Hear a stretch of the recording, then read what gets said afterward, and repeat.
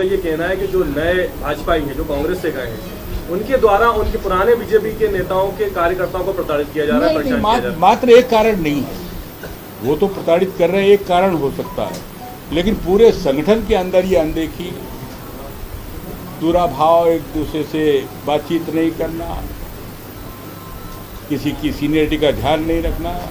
आज भारतीय जनता पार्टी में तो स्थिति ये बन गई है कि कोई आदमी कुछ बात भी करना चाहे, चर्चा भी करना चाहे तो कोई प्लेटफॉर्म नहीं है, और उसका ये कारण दिखाई दे रहा है सबसे। निष्पक्ष हो गया, तो अब आप जैसे लोग इतने साल जिन्होंने इतनी जिंदगी दी बीजेपी को, वो इस तरह से निराश होकर, परेशान होकर बीजेपी छोड़ रहे हैं, इस पर क्या कहेंगे आप? नहीं, हम निराश होकर नहीं छोड़ रहे, हम आगे कुछ देख रहे हैं कि अगर मान लिया यहाँ कुछ करने के लिए अब कुछ नहीं है तो जहाँ करने के लिए वहाँ जा रहे हैं, और इनके साथ हम प्रदेश में काम करेंगे। निराश की क्या बात है भाई? कुल मिलाकर के चाहे दीपक जोशी हो, चाहे भंवर सिंह शेखावत हो, मैंने आपसे पहले ही निवेदन किया कि इस वक्त भारतीय जनता पार्टी के संगठन में जिस प्रकार का दुराव विभाव, मतलब दूरियां बढ़ी हैं और अनदेखियां बढ़ी हैं, उसने ऐसे ऐसे लोगों को मजबूर किया।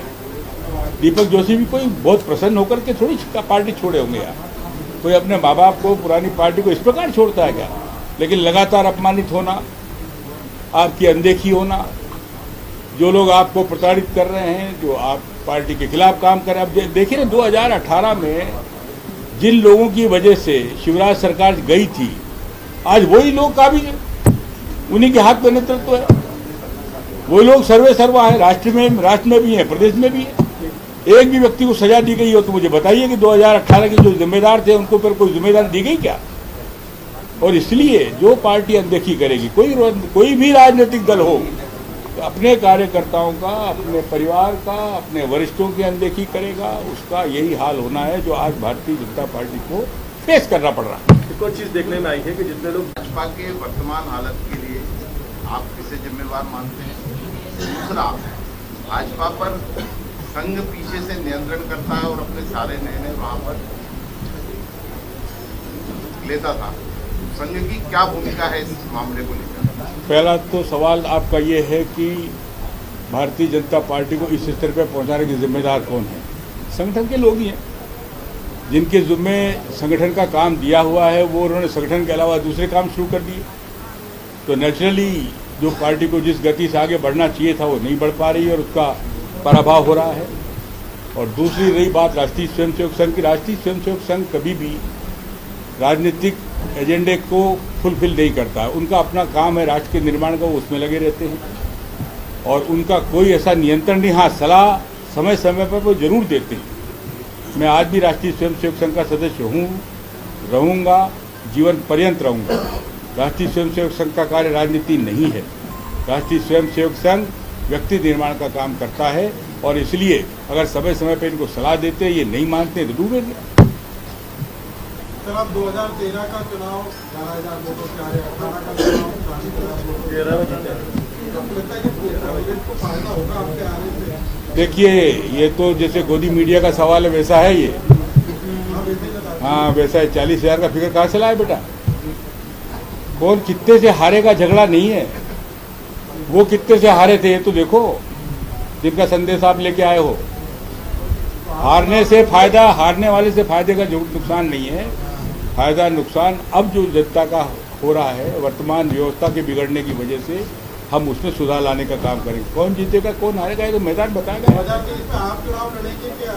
नहीं, अब मैं भारतीय जनता पार्टी में नहीं रहा बेटा, अब मैं कांग्रेस में आ गया हूँ। और कांग्रेस का जो हमारा नेतृत्व है वो ये तय करेंगे कि मुझे संगठन का काम करना है, मैं संगठन का काम करूँगा।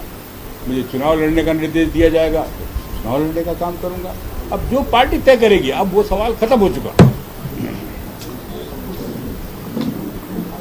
मेरे अनुज और मेरे पुराने सहयोगी बालमुकुंद जी, गौतम साहब, मेरे बहुत पुराने कॉलेज के साथी भी और मेरे छोटे भाई भी समझ, भाई के मिश्रा जी, पत्रकार बंधु, आज का अवसर थोड़ा सा विशेष है। मैंने भारतीय जनता पार्टी में 55 साल काम करने के बाद एक ऐसे मुकाम पर आकर के एक ऐसा निर्णय किया जो आज देश को, प्रदेश को बहुत आवश्यक था। मैंने भारतीय जनता पार्टी नहीं छोड़ी है, भारतीय जनता पार्टी ने मुझे छोड़ा है। भारतीय जनता पार्टी अब अंतर्राष्ट्रीय पार्टी हो गई है। अब वो सर्टिफिकेट कहाँ से लाया वो तो मुझे नहीं मालूम, लेकिन इतनी बड़ी पार्टी में अब हम सरीके लोग जो काम कर रहे हैं, काम करके पार्टी को खड़ा कर रहे हैं, पार्टी की नींवें मजबूत करने का काम जिनके जुम्मे था, आज उनके लिए कोई स्थान नहीं है। पिछले कुछ समय से मैं देख रहा हूँ, करीब 5, 6, 7 साल से भारतीय जनता पार्टी का जो संगठन है वो ऐसे लोगों के हाथ में आ गया है जिनका संगठन से कोई लेना देना नहीं। आज के वर्तमान में जो संगठन चला रहे हैं, भारतीय जनता पार्टी के कार्यकर्ताओं को, पुराने कार्यकर्ताओं को, नींव के पत्थरों को, जिनका पूरा जीवन पार्टी को चलाने में लग गया, उनको पहचानने का अवसर उनके पास नहीं है। उनके पास समय भी नहीं है कि वो ऐसे कार्यकर्ताओं से बात करके उनकी बात को सुन सकें, अपनी बात कहने का कोई प्लेटफॉर्म भारतीय जनता पार्टी में हो। ऐसा सारे साधन चूक गए।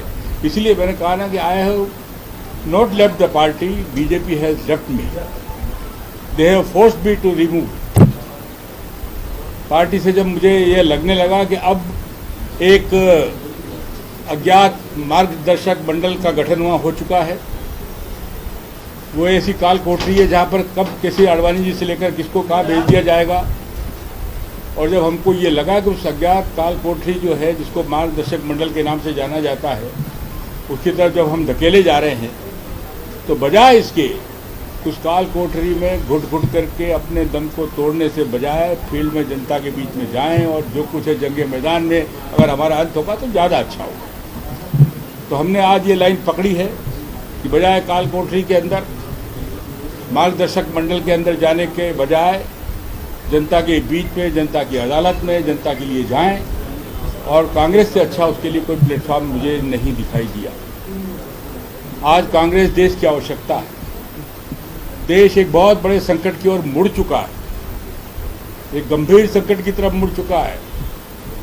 भारतीय जनता पार्टी के अंदर एक ऐसा वातावरण है कि कोई व्यक्ति उन्मुक्त हवा में सांस नहीं ले सकता।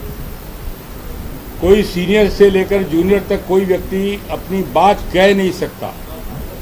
भय और आतंक का ऐसा वातावरण मैंने पिछले 55 साल के अंदर कभी अपने जीवन में नहीं देखा। और जब मैं देख रहा हूं लगातार कि पार्टी सुधरने के लिए बजाय निरंतर अपनी उस दिशा में बढ़ने के लिए आतुर है, जहां सिर्फ आत्महत्या के सिवा कुछ नहीं है, तो उसके बाद मैंने फैसला किया कि अभी हमारी मरने की उम्र नहीं हुई है। अभी हम कांग्रेस पार्टी के नेतृत्व में प्रदेश और देश को आगे तक पहुंचाने का काम करेंगे।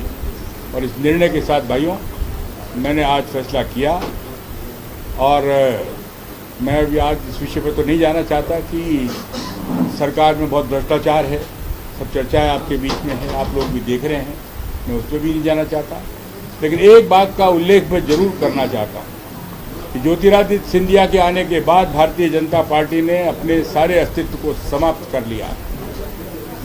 उनके लोगों ने आने के बाद में भारतीय जनता पार्टी के ऊपर इतना कलंक लगाया है जिसकी आप कल्पना नहीं कर सकते।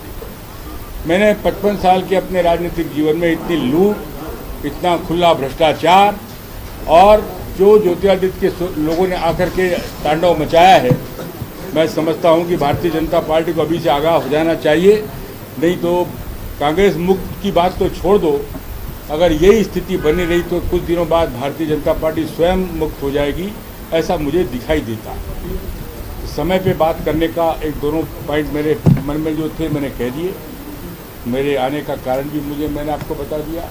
आपको सबको पता है, मेरे खिलाफ जब मैंने राज्यवर्धन सिंह दत्तीगांव के खिलाफ चुनाव लड़के उनको परास्त कर दिया था, 2018 के चुनाव में मेरे ही खिलाफ भारतीय जनता पार्टी के लोगों ने कैंडिडेट खड़ा किया।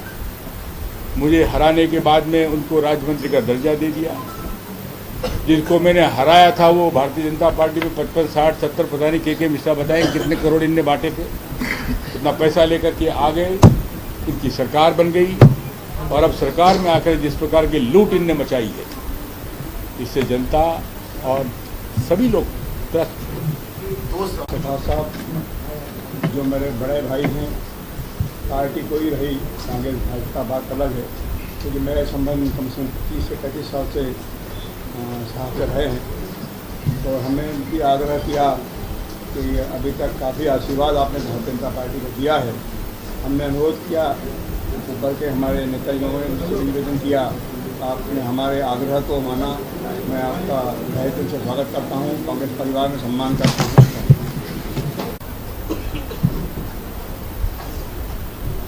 प्रजातंत्र, लोकतंत्र और संविधान में